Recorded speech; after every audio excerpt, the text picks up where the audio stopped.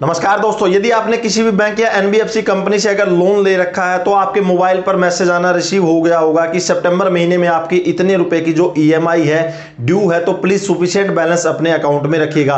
और इसी के साथ जो एक और पीआईएल है सुप्रीम कोर्ट में दाखिल हुई है। अधिवक्ता विशाल तिवारी जी ने सुप्रीम कोर्ट के सामने याचिका दी है कि 31 दिसंबर 2020 तक मोरेटोरियम को एक्सटेंड होना चाहिए। इसी के साथ जस्टिस अशोक भूषण जी ने याचिका को स्वीकार करते हुए कहा है कि पहले भी 2 याचिका के ऊपर आ रखी है, सभी को इकट्ठा यानी कंसोलिडेट करके हम इसके ऊपर 1 सितंबर 2020 को सुनवाई करेंगे और बहुत ही जल्दी सुप्रीम कोर्ट की तरफ से इसका फैसला सुना। पिछले वीक सुप्रीम कोर्ट ने केंद्र सरकार और आरबीआई को फटकार लगाते हुए कहा था कि मोरेटोरियम एक्सटेंशन और मोरेटोरियम के इंटरेस्ट के ऊपर जो इंटरेस्ट है यानी जो कंपाउंड इंटरेस्ट लग रहा है, अपना पक्ष जल्द से जल्द सुप्रीम कोर्ट में दाखिल करे ताकि सुप्रीम कोर्ट अपना वर्डिक्ट है मोरेटोरियम एक्सटेंशन और मोरेटोरियम एक्सटेंशन के ऊपर जो इंटरेस्ट वेव है इसके ऊपर अपना मामला पूरा का पूरा क्लियर कर दे। और इसी के साथ आरबीआई ने जो कुछ अपने पॉइंट हैं वो सुप्रीम कोर्ट के सामने दाखिल किए हैं। आज की इस वीडियो में हम एक एक पॉइंट क्लियर करेंगे कि आरबीआई ने सुप्रीम कोर्ट के सामने अपना क्या पक्ष रखा है। तो चलिए दोस्तों, आज कुछ नया सीखते हैं।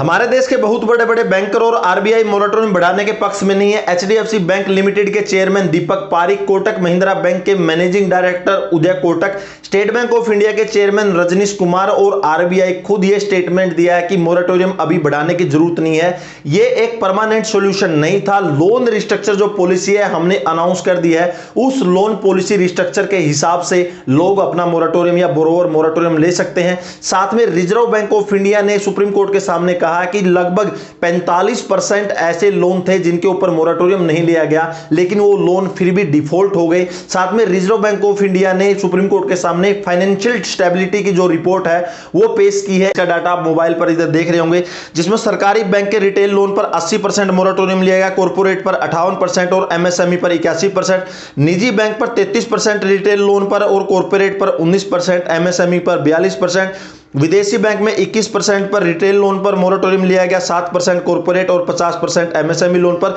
जितने भी स्मॉल फाइनेंस बैंक है जो लगभग जैसे जो एनबीएफसी टाइप का आ गया, जिसमें 73% रिटेल लोन पर मोरेटोरियम लिया गया, 43% कॉर्पोरेट और लगभग 52% एमएसएमई लोन पर जितना है मोरेटोरियम लिया गया। शहरी सहकारी बैंक पर 62% रिटेल लोन पर मोरेटोरियम लिया गया, लगभग 70% कॉर्पोरेट पर और 65% एमएसएमई लोन पर मोरेटोरियम लिया गया। एनबीएफसी कंपनियों में 45% रिटेल लोन पर मोरेटोरियम, 56% कॉर्पोरेट और एमएसएमई पर 61% का जो मोरेटोरियम लिया गया। अगर हम कुल मोरेटोरियम का जो आरबीआई ने सुप्रीम कोर्ट के सामने पेश किया गया कि लगभग रिटेल जितने भी लोन है उन पर 55% मोरेटोरियम लिया गया, कॉर्पोरेट पर 39% और एमएसएमई पर 65% है जो मोरेटोरियम लिया गया। आरबीआई का कहना है कि आप लोग ये डाटा देख सकते हैं कि कितने लोगों ने मोरेटोरियम लिया गया और जिन लोगों ने मोरेटोरियम नहीं लिया उनका भी लोन अभी डिफॉल्ट हो सकते हैं। तो ये जो स्टेबिलिटी रिपोर्ट सुप्रीम कोर्ट के सामने पेश करते हुए कहा कि ऐसा कैसे पॉसिबल, अगर आगे फर्दर ऐसे मोरेटोरियम एक्सटेंड होता रहा तो जो बैंकों की वित्तीय हालत है वो बिगड़ जाएगी, और अगर बैंकों की वित्तीय हालत बिगड़ती है तो देश की भी वित्तीय हालत बिगड़ जाएगी। इस पर सुप्रीम कोर्ट ने कहा कि जो 1 सितंबर 2020 पर हम पूरी सुनवाई करेंगे।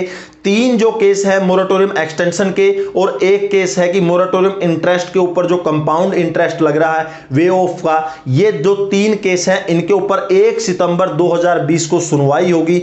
रिजर्व बैंक ऑफ इंडिया और जो केंद्र सरकार का अभी पक्ष आना बाकी है, रिजर्व बैंक ऑफ इंडिया ने अपना पक्ष रख दिया। अभी देखते हैं कि 1 सितंबर को क्या सुनवाई होती है, क्या ये पक्ष है जो बोरोवर के पक्ष में आता है या बैंक के पक्ष में आता है, फिर सुप्रीम कोर्ट कोई अलग ही अपना डिसीजन देती है। दोस्तों, चैनल को सब्सक्राइब करके रखिएगा, जैसे ही कोई अपडेट आएगा सबसे पहले मैं आपको चैनल के थ्रू बताने की कोशिश करूंगा। तो दोस्तों, अगले वीडियो के लिए तब तक जय हिंद, वंदे।